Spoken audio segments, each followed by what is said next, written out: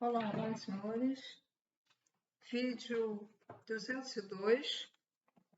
Onde ficam os registros de nossas vidas? Nós lemos e escutamos vídeos onde fala sobre o nosso registro acástico, né? E muita gente pergunta, afinal, mas onde é que fica? Porque nós temos 7 corpos. É no perispírito? É no duplo etérico? Não. O registro acástico fica no nosso mental inferior. Nós temos o mental superior e o mental inferior, onde fica registrada todos os nossos pensamentos, ações, vidas passadas, né? E um ser que, no caso de alguns seres, magos negros ou certos seres extraterrestres, por exemplo, que querem, seres extraterrestres estão na luz, que querem se acoplar, tomar conta do nosso físico, retirar o nosso verdadeiro corpo e se acomodar dentro Ficamos igualzinhos, só que quem está habitando o corpo já é outra pessoa, né? Nesses casos, e para que isso aconteça, a pessoa tem que estar com sintonia com as trevas, tá? Não se assustem, não. É só os que têm sintonia com as trevas. Eles vão lá nesse registro, nesse mental inferior, saber tudo da pessoa. Aí eles sabem tudo, sabem do que ela gosta, do que não gosta, do que ela foi em vidas passadas, não só na última reencarnação, na última vida, mas nas várias vidas, porque ali fica tudo. E quando a gente falece, nos é mostrado, né? Nos é mostrado o que a gente fez nesta vida, o que a gente fez. Que é para mostrar o que você fez de bom e de ruim, e aí vai ser visto direitinho para ver onde é que você vai ser colocado. Se você vai ser colocado numa colônia, vai lá para a dimensão que você veio, para cá, pessoa que fez missão. Mas nem sempre é assim. Tem casos que a pessoa é tão ruim, que ela vai direto lá para o inferno, para o abismo, tá? Não é sempre a mesma coisa. Cada pessoa é um caso diferente, tá? Mesmo que a pessoa tenha feito o que a outra fez. Uma pessoa mata a outra, mas aí vai ser avaliado o motivo, o porquê aquela pessoa matou porque foi um impulso, ou ela odiava essa pessoa durante anos. Essa pessoa matou porque na vida passada ela sentia que ela já tinha feito mal a ela. Aquela pessoa matou porque ela tinha denunciado alguém da panelinha deles, aí matou. Então, é o seguinte, a diferença da mesma morte, do mesmo modo que a pessoa foi morta, várias pessoas, né? Mas a diferença de procedimento de uma para outra para outra. E aí isso é avaliado, né? Isso é avaliado. Porque é avaliado e, como sabemos, nós mesmo co-criamos, né? Nós co-criamos. Mas, às vezes, a pessoa tem um impulso de fazer isso, se aborrece e tal, mas é uma pessoa que não está muito voltada para o mal, não, mas aconteceu. Por isso que tem que ser avaliado. Agora, aqueles criminosos, comete 30 crimes, rouba 100 vezes, fez feminicídio e voltou a fazer feminicídio, pedófilos que fizeram. Que pedofilia, um tipo de estupro, né? Numa criança, para não beber, e fez isso diversas vezes, ou que fez só uma vez, para ter uma diferença daqueles que fizeram várias vezes, mas eles já vão direto lá para esses lugares terríveis que tem do outro lado da vida. É olho por olho, dente por dente, lá do outro lado da vida. Bom, deixa eu ver aqui outra coisa, ainda falando do mental inferior. Deixa eu dar uma olhadinha aqui. Há espíritos vingativos que não conseguiram se vingar quando estavam encarnados, aí morrem, querem se vingar, e eles, então, como querem se vingar, eles passam a ser trevosos, né? E aí, então,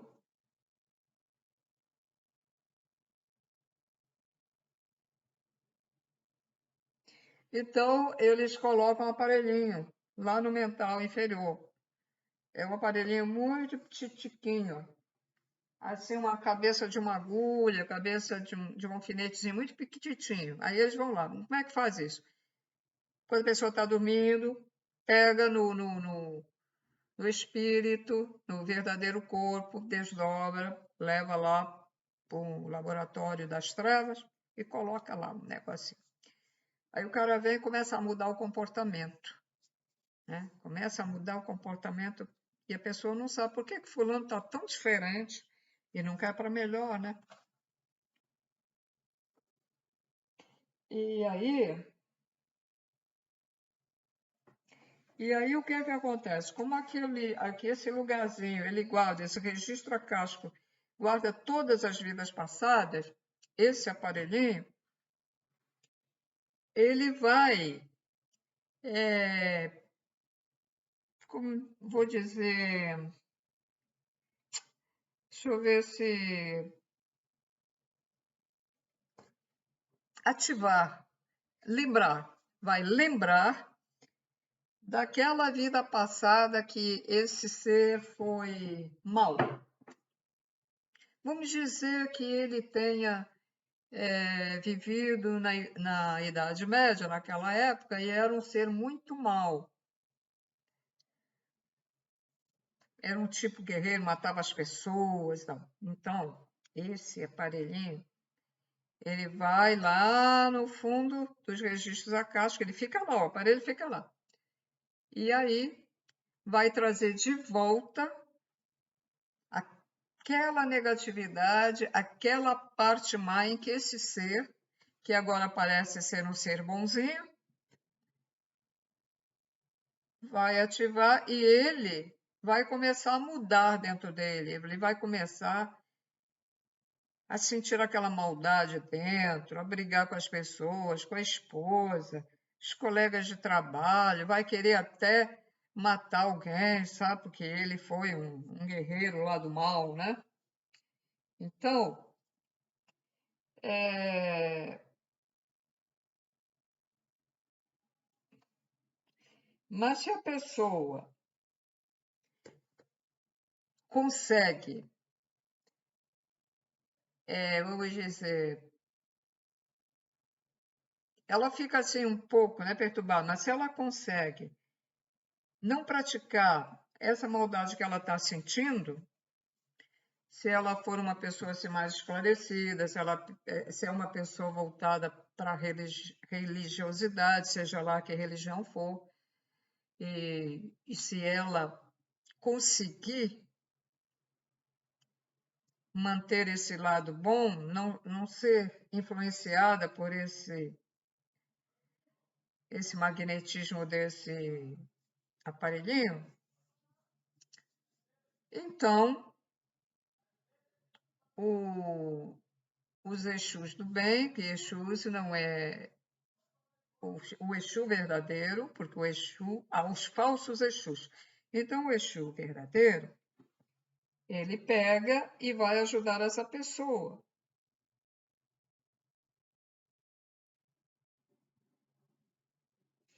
Aí o Exu pega e vai lá nesse mental inferior e vai adormecer isso novamente. E ele não vai mais ser violento, porque foi adormecido, mas isso depende dele, né?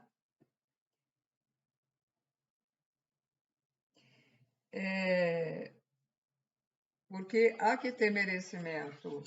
Nós somos ajudados se nós tivermos merecimento.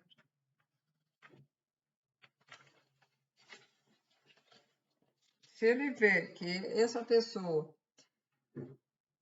que realmente estava sendo sincera por ser uma pessoa boa, de praticar o bem, era bom chefe de família, mas que mudou de repente, mas ele seria uma boa pessoa, então o Exu vai lá e ajuda.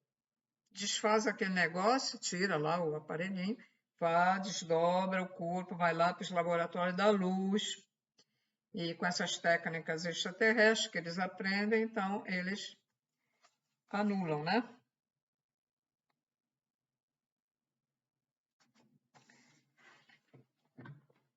Bom, não há muito a dizer, e é isso. Para quem não sabia, como eu também não sabia, que o registro acástico fica nesse corpo sutil do mental inferior, que nós temos 7 corpos, já fica sabendo. Porque a gente, né, gosta de saber. Muitas vezes eu perguntava, onde é que será que fica? Será que é no próprio espírito? Será que? Mas nós temos 7 corpos e fica no mental inferior. Quando a gente evolui muito, esse mental inferior acho que vai embora, né? Desaparece, só fica o mental superior. É o nosso cérebro do espírito, né?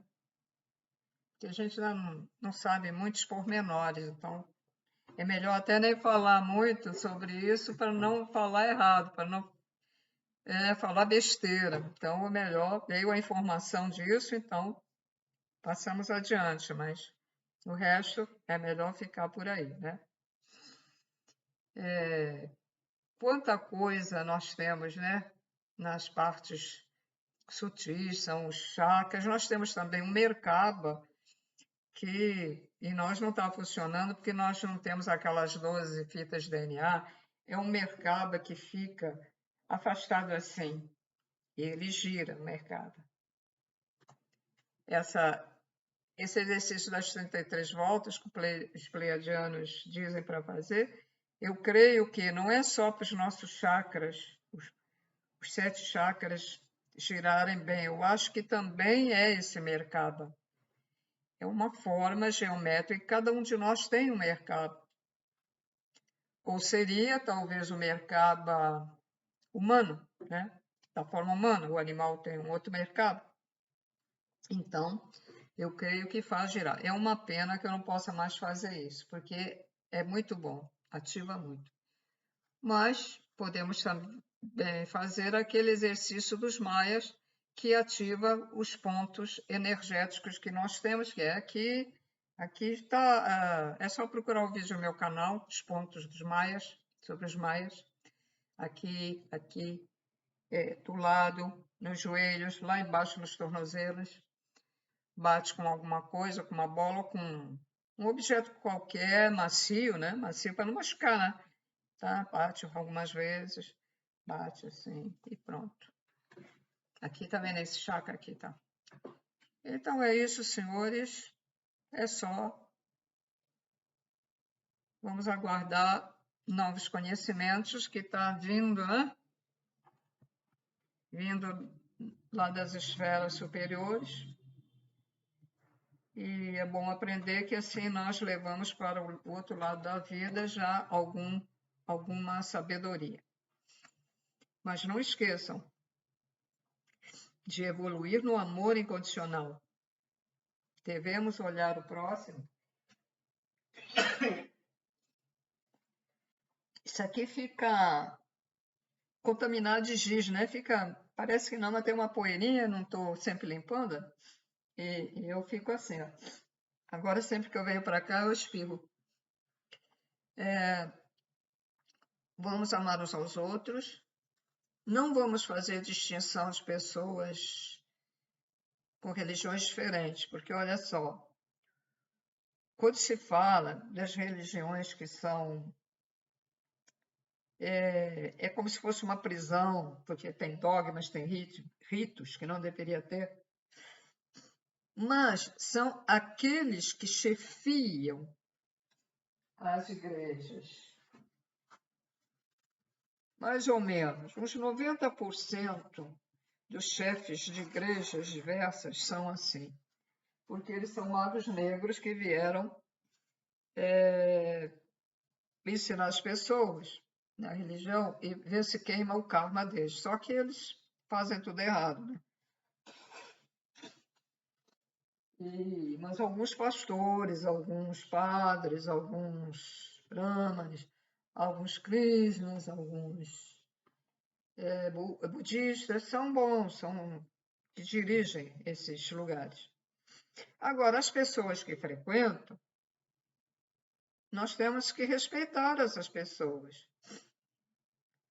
Os fanáticos, a gente se afasta dos fanáticos, porque fanatismo e religião tem em toda a religião. Tem fanatismo no católico, fanatismo no budista, fanatismo no espírita, fanatismo no espiritualista, fanatismo brahmane, Krishna, seitas. Então, seitas é terrível. No esoterismo com S, que é o ocultismo, enfim, em tudo. Né? Na Umbanda, o bandista também tem muitos fanáticos. Mas as pessoas que frequentam, que são normais, não são fanáticos, porque o fanático não é uma pessoa normal, né? Os que frequentam, embora sigam dogmas e ritos, que é errado, mas eles estão pensando que estão fazendo bem, né? Então, a gente tem que respeitar as pessoas. E eles respeitar uns aos outros, lógico. Também se o outro não respeita a tua maneira de pensar, a tua religião, você também sai fora, né? O outro tem que respeitar você. O crente, o evangélico tem que respeitar o católico tem que respeitar o evangélico. O espírita tem que respeitar o evangélico e o católico. O espiritualista tem que respeitar o evangelho católico, o brahmane, o budista, etc, etc. Tá? Deu para entender, né? Deu para entender.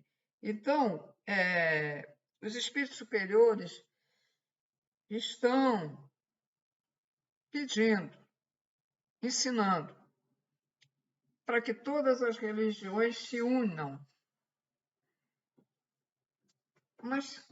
Mas aí eu vou dar a minha opinião.